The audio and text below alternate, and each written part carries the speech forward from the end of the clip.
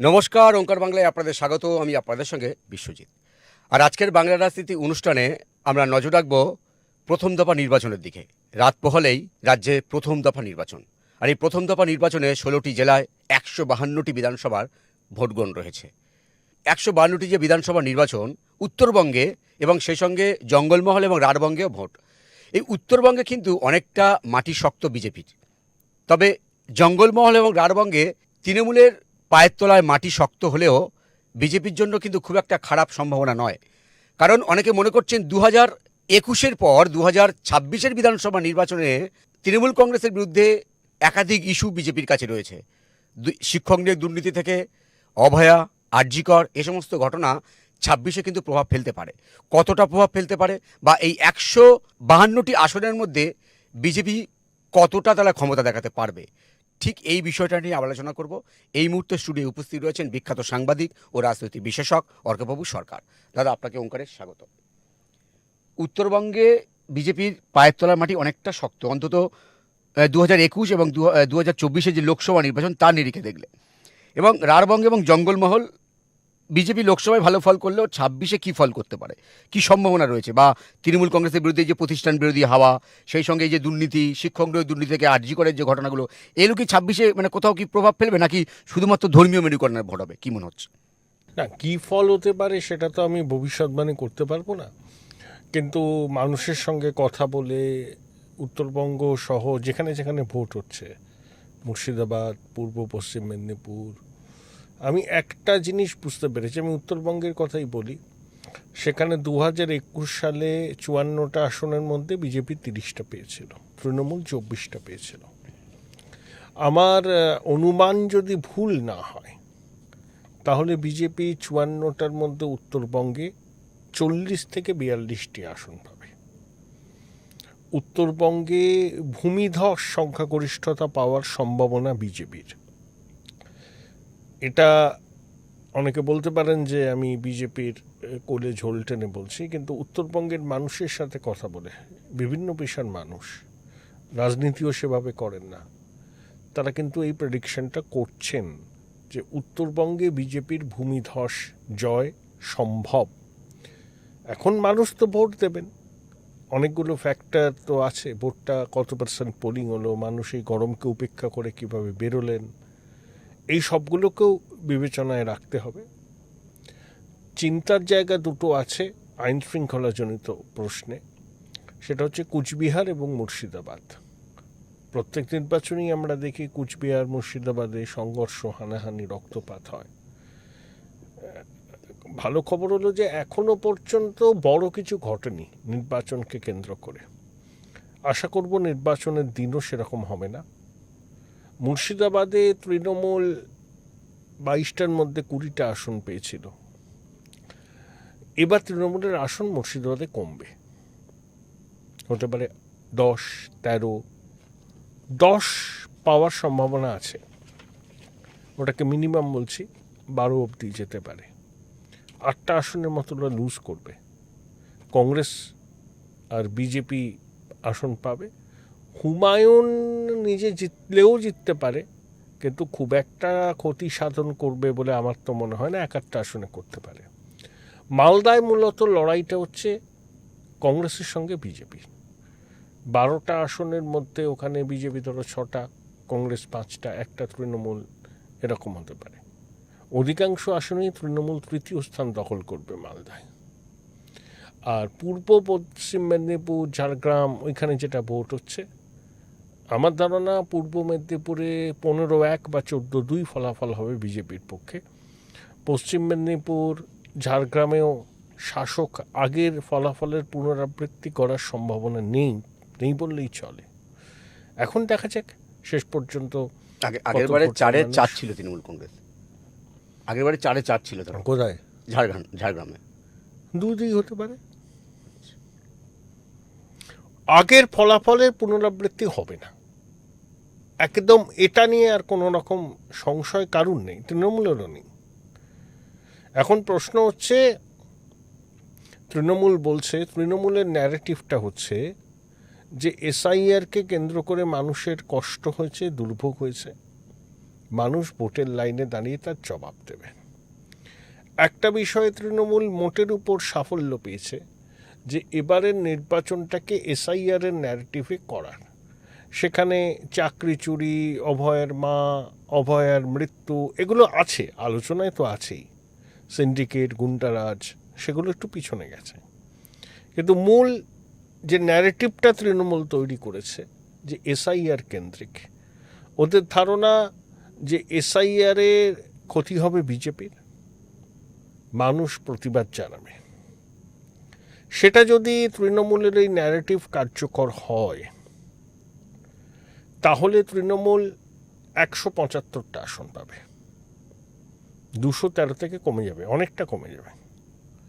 আর যদি এসআইআর মানুষ ক্রুদ্ধ সেই জন্য তৃণমূলকে ভোট দিয়েছে, এই ন্যারেটিভ যদি কাজ না করে, তৃণমূল 85 থেকে 90-এ দাঁড়াবে। এর বাইরে কিছু হবে না। কোনো 130 বিজেপি, 150 তৃণমূল, ওসব হবে না। যা হবে ওয়ান সাইডেড। তৃণমূল ক্ষমতায় আসবে, যদি আসে 175 কাছাকাছি আসন পেয়ে, আর যদি ক্ষমতাচ্যুত হয় 85 থেকে 90টা আসন পাবে।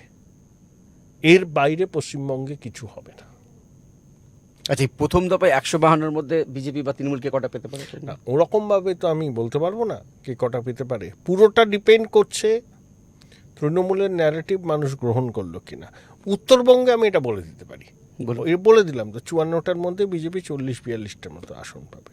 মুর্শিদাবাদে তৃণমূলের আসন সংখ্যা হ্রাস পাবে। তাছাড়াও তো অনেক আসন আছে।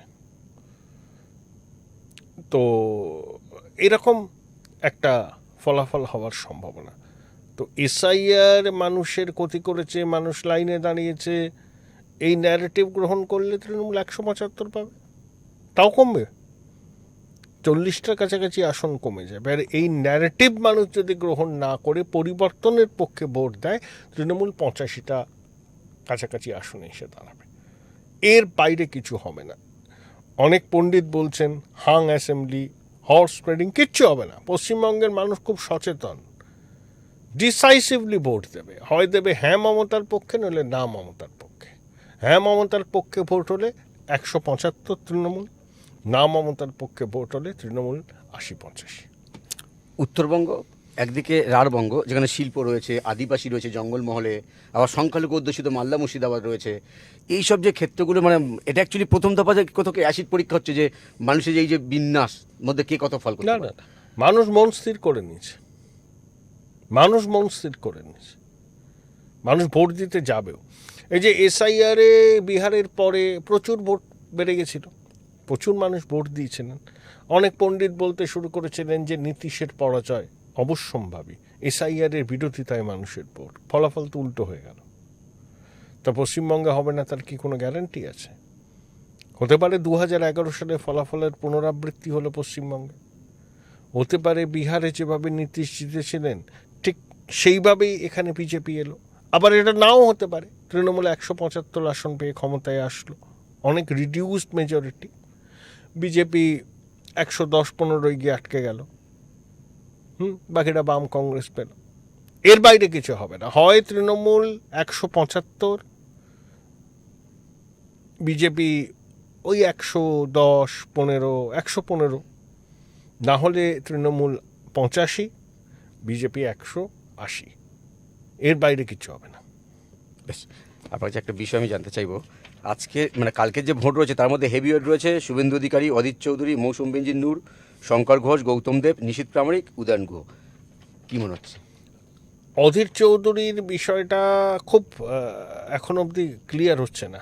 হয় বিজেপি জিতবে, নয় অধীর জিতবে। নারুগোপাল থার্ড হবে, নিশীথ কমফর্টেবলি বেরিয়ে যাবে, উদয়নকে লড়াইয়ের মুখে পড়তে হবে। জিতবেন কিনা আমি জানি না। শুভেন্দু অধিকারী নিয়ে কোনো প্রশ্ন নেই, ভালোভাবে জিতবেন, ভালো ব্যবধানে জিতবেন। শঙ্কর ঘোষ আর গৌতম দেব, না ওরা জিতবে। শঙ্কর ঘোষ সম্ভাবনা প্রবল। হ্যাঁ, জয়ের সম্ভাবনা প্রবল দুজন। এই গৌতম দেবের নয়, শঙ্কর ঘোষের। বেশ, দাদা বলছি যে ট্রাইব্যুনালের যে প্রথম দফা ওতে নির্বাচন 139 জন না কত, 37 জন। ট্রাইব্যুনাল তো চলবে কাজ। সুপ্রিম কোর্ট বলেছিল ট্রাইব্যুনাল যেটা মনে করেছে সেটা করেছে, কমিশন তাদের নাম তালিকায় ঢুকিয়ে দিয়েছে। ট্রাইব্যুনাল এখন ইস্যু নয়। পশ্চিমবঙ্গ ইলেকশনের মোডে এসে গেছে। হ্যাঁ মমতা, না মমতায় ভোট হবে। হ্যাঁ মমতা ভোট হলে 175 তৃণমূল, না মমতা ভোট হলে তৃণমূল 85। মানে এটা কি বলা যায় যে প্রথম ইনিংসে যারা ভালো ফল করবে তারা তারা সরকার আসার প্রথম দ্বিতীয় কিছু না, একদিকে 152, একদিকে 142, প্রায় তো সমানই আছে 10-12টা। ওই তো বললাম, হ্যাঁ মমতা, না মমতা ভোট হবে। হ্যাঁ মমতা ভোট হলে তৃণমূল জিতবে 175, না মমতা ভোট হলে তৃণমূল 85-তে আসবে। এর বাইরে কিছু হবে না।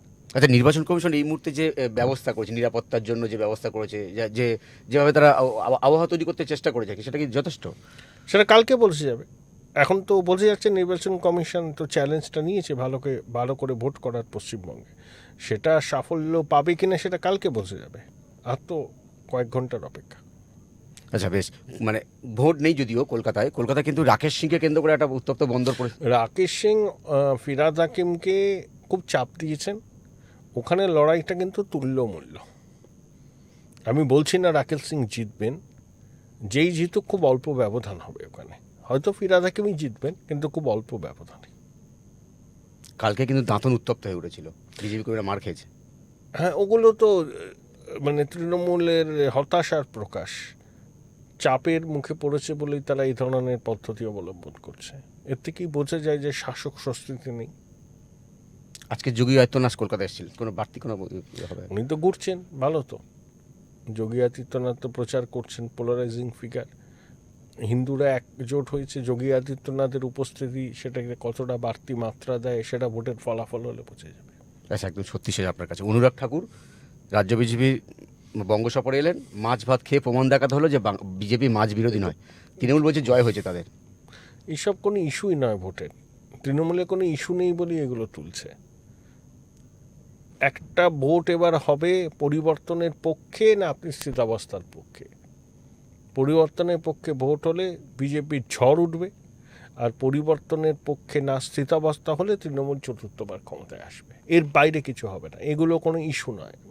কয়েকজন একটু প্রভাবিত হতে পারেন, সাধারণ মানুষ এগুলোকে খুব গুরুত্বই দেন না, জানে এগুলো ভোটের জন্য এইসব প্রচার করা হয়। কিন্তু দাদা, উত্তরবঙ্গে মানে যারা চা সুন্দরী, মমতা বন্দ্যোপাধ্যায়ের প্রকল্প রয়েছে, চা সুন্দরী রয়েছে, চা শ্রমিকদের জন্য মানে উনি বার্তাও দিলেন। কেন্দ্রীয় অনেক প্রকল্প আছে, তার সুফল পায় না। উত্তরবঙ্গে তৃণমূল কিছু করতে পারবে না,